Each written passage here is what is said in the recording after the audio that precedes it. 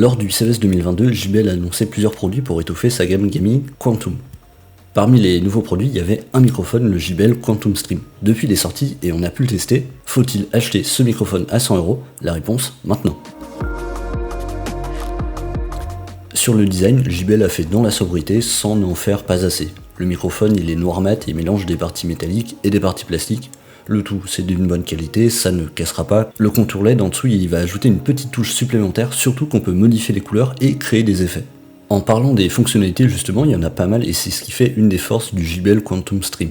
Tout d'abord, en appuyant pendant 2 secondes sur le bouton, on peut passer du mode cardioïde au mode omnidirectionnel pour changer selon la configuration de ce qu'on veut enregistrer. Ce bouton c'est aussi une molette qui va servir à régler le volume ou le gain selon ce que vous voulez faire.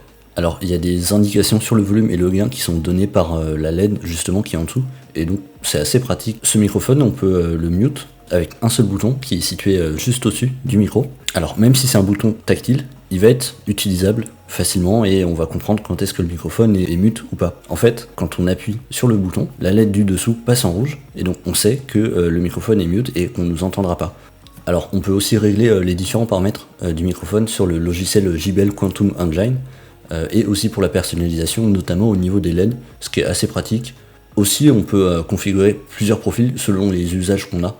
Sur la qualité audio, et en fait j'enregistre cette vidéo avec le microphone, donc là depuis quelques secondes vous pouvez m'entendre et entendre le résultat du microphone.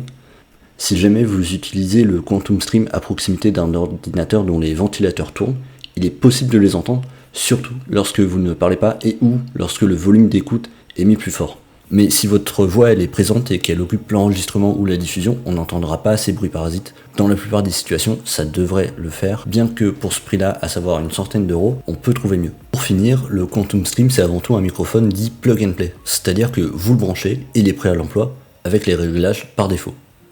Le design il est réussi, les fonctionnalités elles sont bien amenées, les contrôles ils sont utiles et efficaces, bref le Quantum Stream c'est un bon microphone pour du streaming notamment, le tout couplé à une qualité d'enregistrement audio au rendez-vous, ce qui fait que ce microphone est un bon périphérique audio pour venir compléter son setup. Ne manque que quelques options de configuration et de personnalisation supplémentaires qui n'auraient pas été de refus.